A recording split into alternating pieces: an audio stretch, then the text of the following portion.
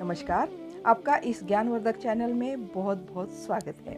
आपके सपोर्ट और सहयोग से आगे वीडियो बनाने की प्रेरणा मिल रही है। बहुत बहुत धन्यवाद। महाभारत की कथा को मैं एपिसोड के रूप में आपके सामने प्रस्तुत कर रही हूँ। और पिछले वीडियो में आपने देखा मध्य प्रदेश में पांडवों की ओर से एक दूत आए हुए हैं और उसके आने का कारण जानने के बाद सब उनका साथ देने के लिए तैयार होते हैं। खासकर नकुल के मामा राजा शल्य तो पांडवों की हर तरह से सहायता करने के लिए राजी होते हैं। तब ब्राह्मण दूत कहता है कि आपके भांजे कृतार्थ हुए, आपका आशीर्वाद ही धर्म को जिता देगा। रुकमरत ने फिर बोलने का प्रयत्न किया, तब शल्य ने उनको इशारे से रोक दिया और कहा कि मैंने वचन दे दिया है।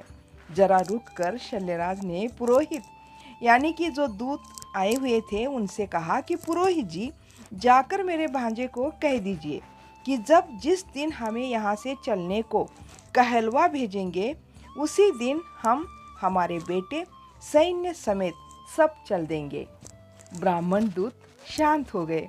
फिर उन्होंने मामा की गृहस्थी और कुशलता के बारे में पूछताछ भी की और बातों बात में पूछा कि सुना है आप अपनी पोती का स्वयंवर कराने जा रहे हैं। पांडवों के 5 पुत्र एक से बढ़कर एक है और परमवीर भी है। उनमें बड़े लड़के के गले में आपकी पोती वरमाला डाले तो हम सबका सौभाग्य होगा। उन्होंने आगे कहा कि मैंने ही उसको वेदाध्ययन कराया है और धनुर्विद्या की शिक्षा भी दी है। जो भी हो, हम सब स्वयंवर में आएंगे ही। उसके यह कहने पर रुकमरत जरा प्रसन्न हुआ। मद्र के दूसरे राज्यों में द्रव्य के लिए जाना था, इसीलिए वह ब्राह्मण दूसरे दिन अंगरक्षकों के साथ चला गया। पांचाल का पुरोहित पांडवों की ओर से आकर शल्य का मन जीतकर सेना की सहायता का वचन लेकर चला गया। युद्ध अनिवार्य है, कब होगा यह निश्चित रूप से नहीं कहा जा सकता था, पर भारी युद्ध होगा इसकी कल्पना भी नहीं की जा सकती। इस तरह दोनों पक्ष की ओर से सहायता के लिए आर्यव्रत के राजाओं के पास अपने अपने दूत भेजे जाने का काम उधर चल रहा था।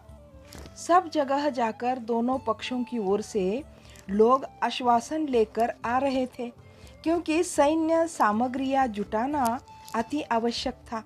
2-3 सप्ताह में वर्षा काल आरंभ भी होने वाला था।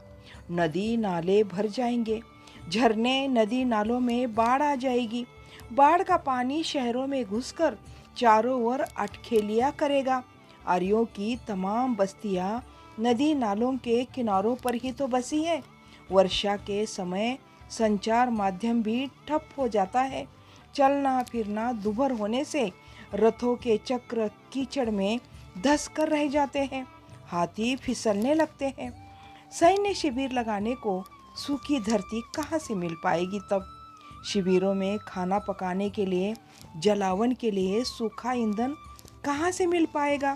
यदि युद्ध करना ही है तो भादो और असौज के बाद होना चाहिए, तब तैयारियां की जा सकती हैं।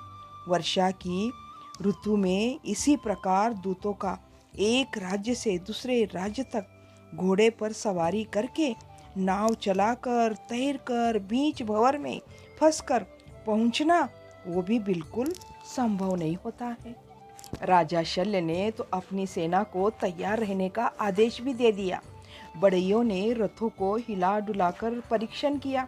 चक्र, गुंब, धुरियों और जुए आदि की पुरानी लकड़ियां बदली गई, नई रस्सियां बटी गई। लोहारों ने बानों की नोकें तैयार की और घिसकर उसमें भरना शुरू किया। चर्मकार चमड़े के कवच और ढाले तैयार करने में लग गए। मद्र लड़ाई के लिए प्रसिद्ध देश तो नहीं था, हाल ही में कोई बड़ी लड़ाई भी हुई नहीं थी। सैनिकों को विशेष प्रशिक्षण की आवश्यकता थी। 84 वर्ष का शल्यराज सब तैयारियों की देखरेख कर रहा था। वह अपने से कहते हैं कि बिना युद्ध के क्षत्रिय और बिना उपयोग के लोहे को जंग लग जाता है।